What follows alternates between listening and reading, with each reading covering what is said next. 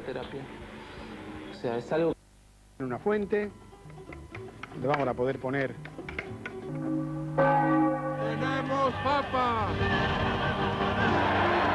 Non abbiate paura. No tengan miedo. Desató el pánico entre los líderes comunistas de Polonia y Rusia. Estaba destinado a alterar el balance de poder entre el mundo capitalista y el comunista.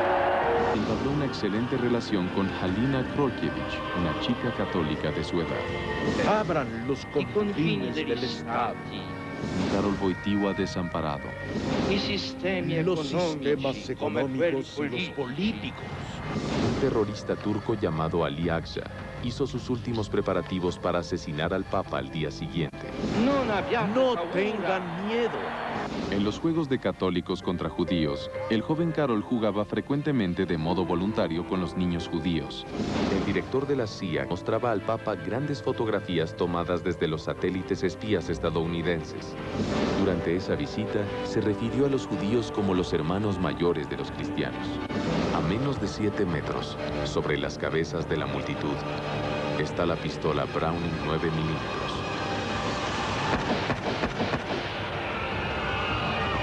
Al ver a este anciano, a este abuelito luchando por sus ideales, la visión del público cambió. El Papa estaba fascinado y una vez preguntó si el satélite podía fotografiar los gulags soviéticos, campos de prisión en la Unión Soviética. No tengan miedo. Días después, la CIA le entregó las fotografías que solicitó. ¿Un regalo para el Papa? No tengan miedo. Si me equivoco, habrán de corregirme.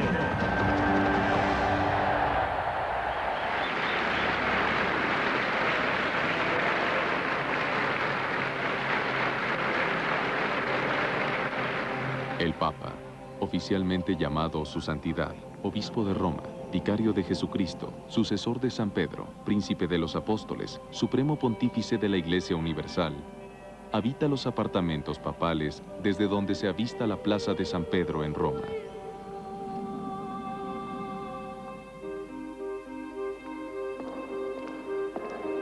Dentro del Palacio Apostólico, el 28 de septiembre de 1978, el día comenzó normalmente. Justo antes de las 5 de la madrugada, la hermana Vincenzina, monja de 58 años de edad, colocó una bandeja con servicio en la entrada de la habitación del Papa.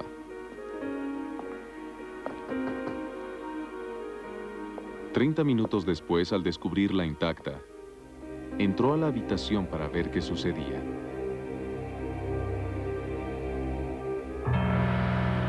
Allí vio al Papa en pijama, sobre su lecho, sosteniendo un hato de papeles con la mano.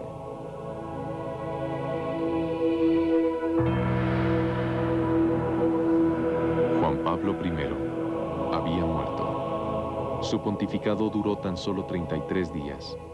El personal de la casa quedó consternado.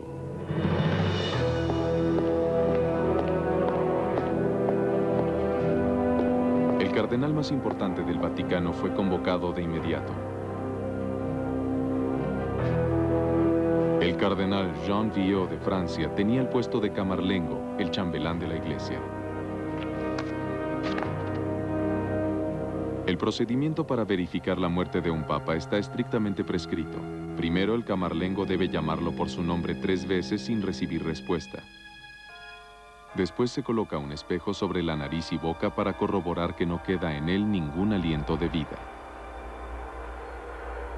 Se utiliza un pequeño martillo para golpear su frente y asegurarse de que ha muerto. Entonces el camarlengo debe retirar del dedo del papa la sortija del pescador, el símbolo de la autoridad papal. El anillo se destruye para que nadie más ejerza dicha autoridad. Después de 33 días de pontificado, el Papa Juan Pablo I ha muerto. A las 7:40 de la mañana, siguiendo las instrucciones del cardenal Viot, Radio Vaticano anuncia la muerte de Juan Pablo I, mintiendo. El secretario particular del Papa, el padre John McGee, entró a la habitación del Papa. El anuncio del fallecimiento del Papa especificó que su cuerpo fue hallado por su secretario privado irlandés, el padre John McGee. El cardenal Viot consideró que era impensable revelar que el Papa estuvo solo en su cuarto con una mujer, aún estando muerto. La verdad se ocultó durante años. El colegio cardenalicio había de elegir un nuevo papa. Se congregaron 111 príncipes de la iglesia de todas partes del mundo. Los candidatos que parecían más probables para suceder a Juan Pablo I eran italianos. Después de todo, no hubo un papa no italiano en más de 450 años. Los medios prestaron poca atención al arribo del cardenal Karol Wojtyła de Polonia. Sin embargo, los más cercanos a él sabían que había obtenido un número significativo de votos el mes anterior en el pasado cónclave. Sus consejeros sabían que era probable que resultara electo. ¡Tenemos papa!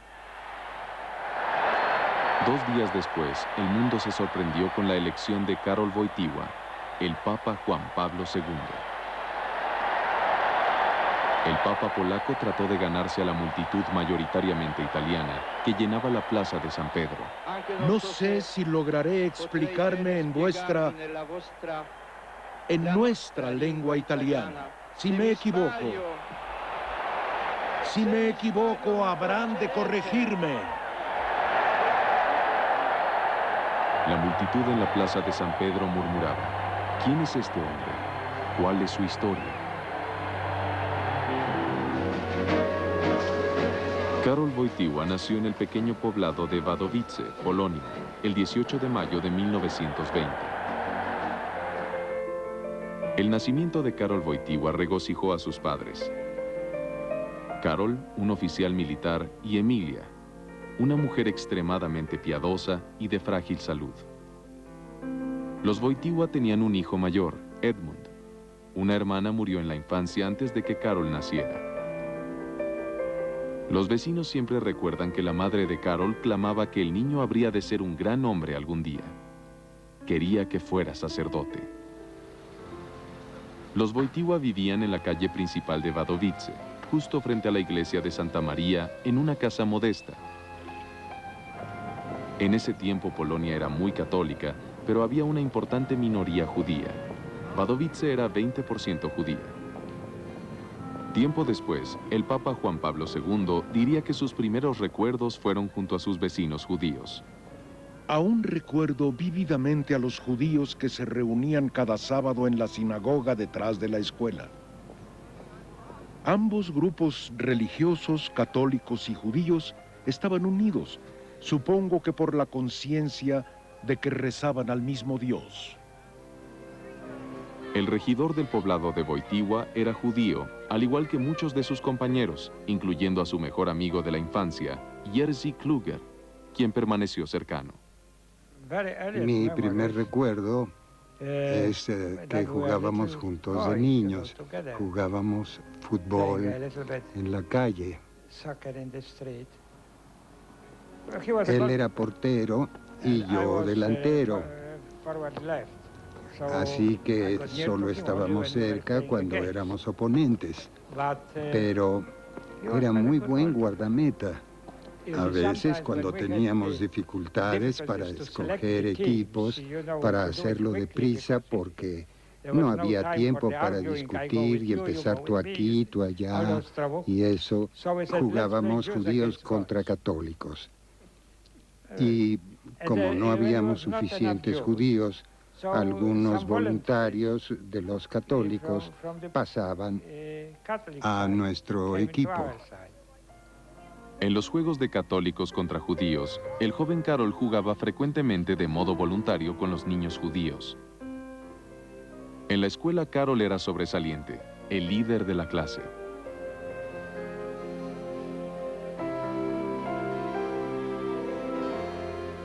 Todos los días asistía en la misa de la iglesia de Santa María en Wadowice y luego iba a la casa de los Kluger a jugar con Jerzy.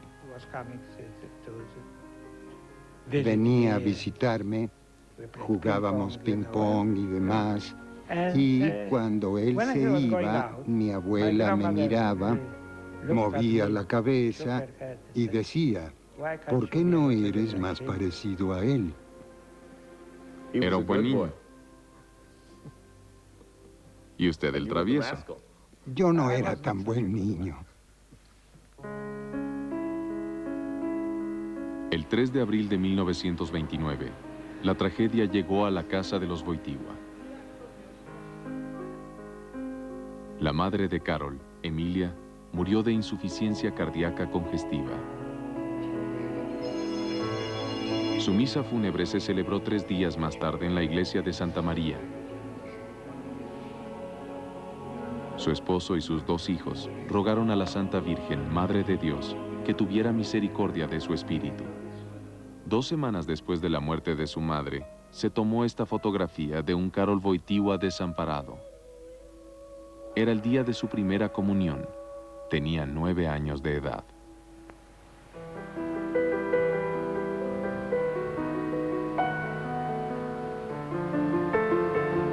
Un año después de la muerte de su madre, su padre lo llevó a conocer Cracovia por primera vez, a la universidad en la que su hermano Edmund estudiaba para convertirse en médico. La primera vez que crucé los muros de la universidad fue a los 10 años de edad para participar en la promoción doctoral de mi hermano mayor, graduado de la Escuela de Medicina Jagielloniana. Hasta hoy mantengo frente a mis ojos la solemnidad del salón universitario. Edmund Wojtyła se graduó magna cum laude y comenzó a practicar la medicina. En sus ratos libres regresaba a Wadowice a jugar fútbol con su hermano Karol y sus amigos, que lo idolatraban. Admirábamos a su hermano, no solo Karol, también yo, porque era bien parecido, atlético e inteligente. Un médico que jugaba bien fútbol. Edmund Wojtyła inició su práctica médica en el hospital de Bielsko, a 1 hora de Wadowice. También participó en la investigación de la fiebre escarlatina que por entonces diezmaba Polonia. En diciembre de 1932, mientras luchaba desesperadamente por salvar la vida de un paciente que había contraído esta enfermedad, el joven médico fue contagiado y murió. Esos son eventos que quedaron marcados en mi memoria. La muerte de mi hermano fue quizás aún más triste que la de mi madre, por las circunstancias que la rodearon tan trágicas. Y en ese tiempo carecía de la madurez para comprenderlas.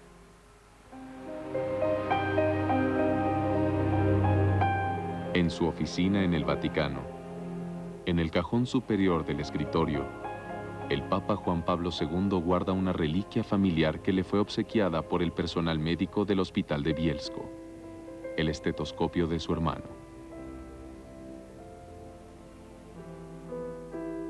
El padre de Karol se retiró del ejército con una pobre pensión para dedicarse enteramente al cuidado y educación de su amado hijo menor. Los amigos de Karol lo admiraban. Su padre era todo un caballero. Era sencillo, leía mucho y tenía una charla muy agradable.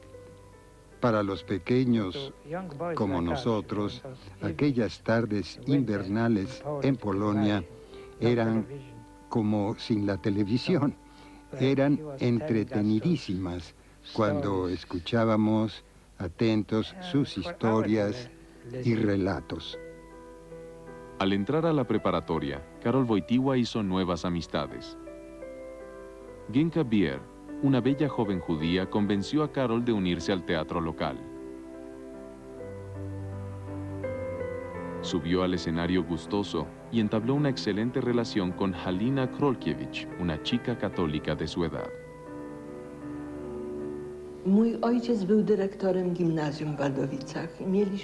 Mi padre era el director de la escuela y residía oficialmente ahí mismo.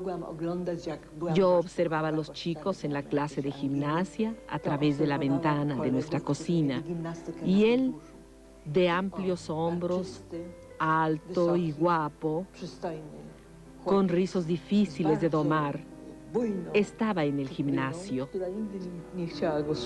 Halina sería la actriz compañera de Karol en muchas producciones teatrales durante varios años.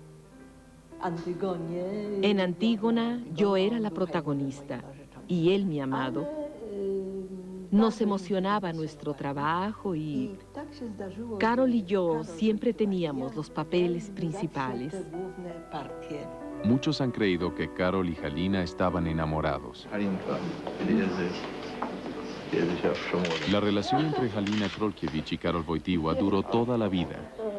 Obviamente era una relación de cariño y admiración.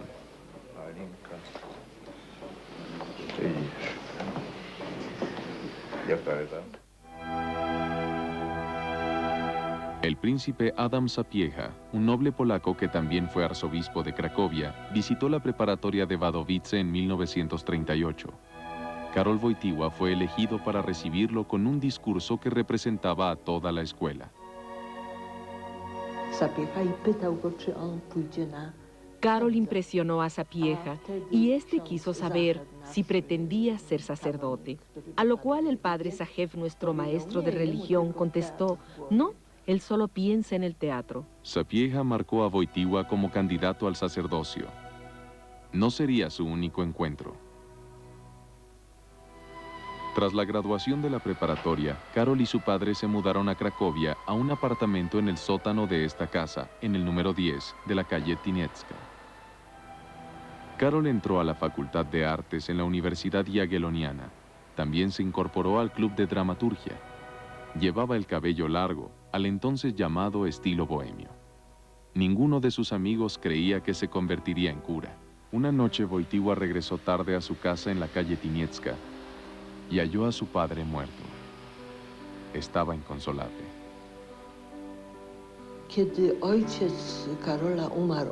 Para Karol, la muerte de su padre fue algo espantoso. Su padre era toda su familia. Pasó largas horas rezando junto al cuerpo. Fue algo terrible. Su padre era el último sobreviviente de la familia. Su padre era para él la máxima autoridad. Era sagrado. Tras el fallecimiento de su padre, Karol Wojtyła se acercó aún más a la meditación y al misticismo. Sus amigos solían encontrarlo orando, casi en trance. Sin embargo, varios se sorprendieron cuando les dijo que quería convertirse en sacerdote. En noviembre de 1946, en la capilla privada de la residencia del arzobispo en Cracovia, Karol Wojtyła fue ordenado sacerdote por el arzobispo Sapieha. Quien ha de recibir la orden santa debe postrarse completamente y descansar su cabeza sobre el suelo de la iglesia, indicando así su completa voluntad de subordinarse al ministerio que le está siendo encomendado. Fue una experiencia maravillosa.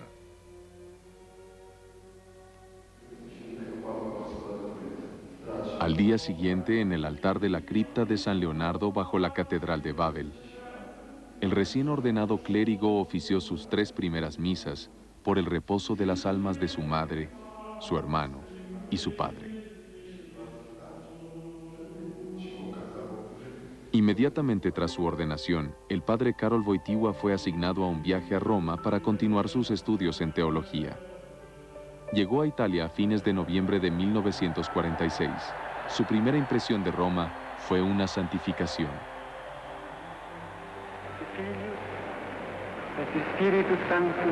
Recuerdo nuestro primer domingo tras la llegada, cuando fui a la Basílica de San Pedro y asistí a la solemne veneración papal de un bendito recién proclamado.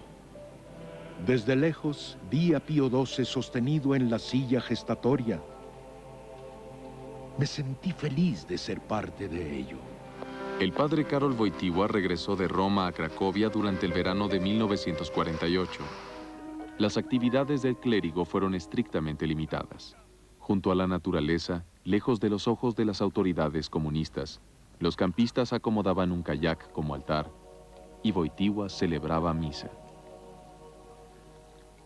La ley comunista prohibía explícitamente cualquier reunión fuera de las categorías permitidas y controladas.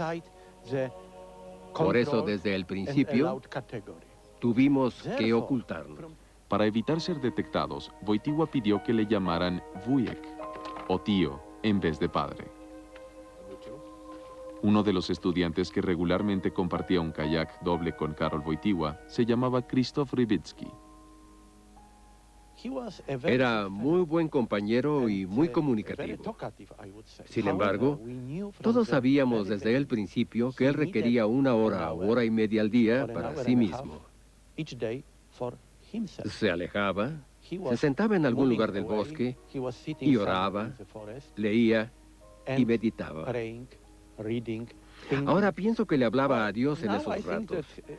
Luego volvía refrescado y nos contaba historias muy divertidas y algunos poemas cómicos que nos hacían reír. Por las tardes, necesitaba tomar un kayak solo y retirarse al lago, a sentarse, a rezar, pensar y leer. Y nosotros lo respetábamos. La jerarquía eclesiástica polaca consideró un gran triunfo la actividad de Wojtyła con los jóvenes. En 1958, mientras estaba en uno de sus paseos en kayak, fue solicitado con urgencia para reunirse con el primado de Polonia en Varsovia. Eran excelentes noticias. Karol Wojtyła había sido nombrado obispo por órdenes directas de Roma. Comenzaba su ascenso meteórico en la jerarquía de la Iglesia Católica Romana.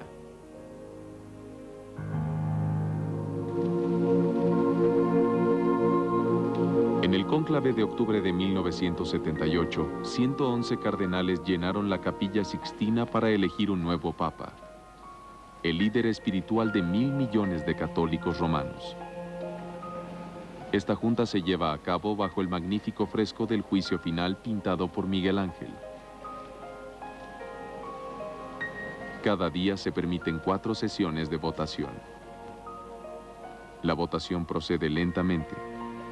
Cada cardenal es llamado en orden de antigüedad a aproximarse al altar y depositar su voto en una bandeja, que es luego depositada en un gran cáliz. Así todos pueden ver que cada elector emite solamente un voto. Se convocan 3 cardenales como escrutinadores.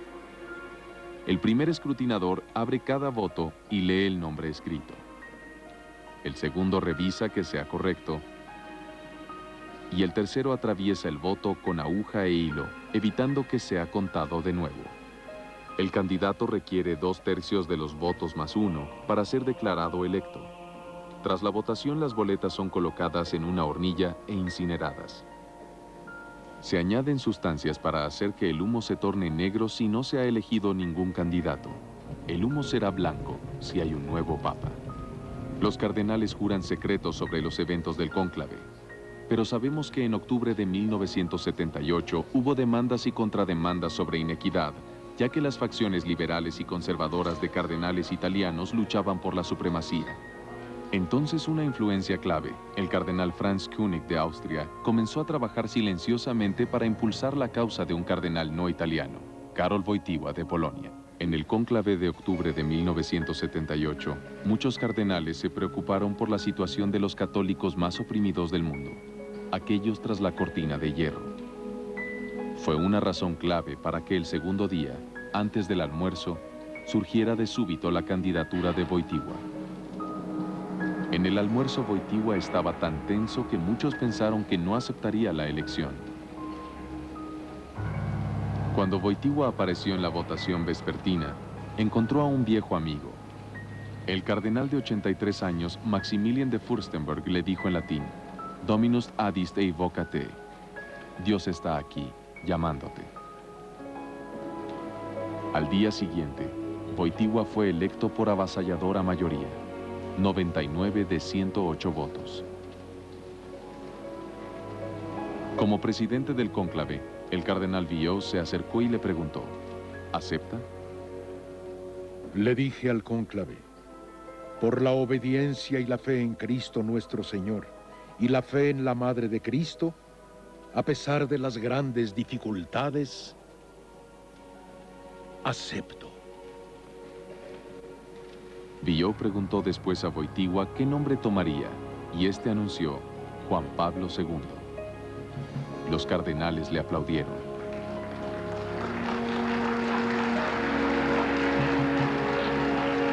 Los votos se colocaron en la hornilla de la Capilla Sixtina. La multitud en la plaza de San Pedro vio el humo blanco.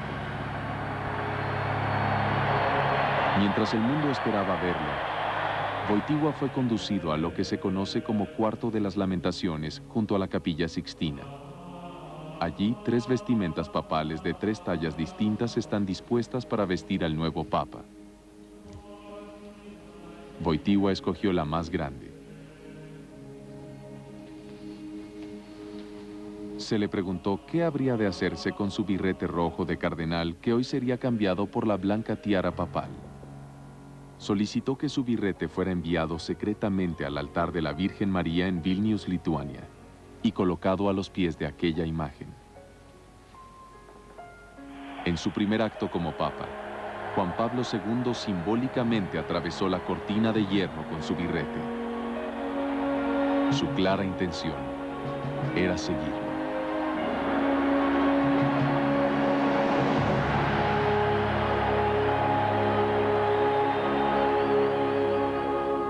Abran los confines del Estado.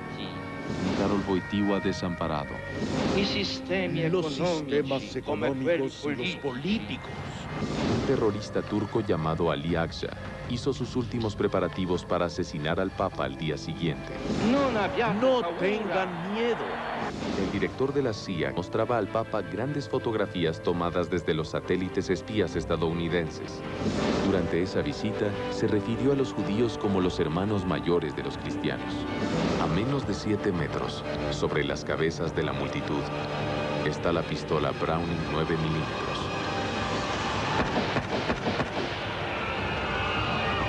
Al ver a este anciano, a este abuelito luchando por sus ideales, la visión del público cambió. El Papa estaba fascinado y una vez preguntó si el satélite podía fotografiar los gulags soviéticos, campos de prisión en la Unión Soviética. No tengan miedo. Días después, la CIA le entregó las fotografías que solicitó. ¿Un regalo para el Papa? No tengan miedo. Si me equivoco, habrán de corregirme.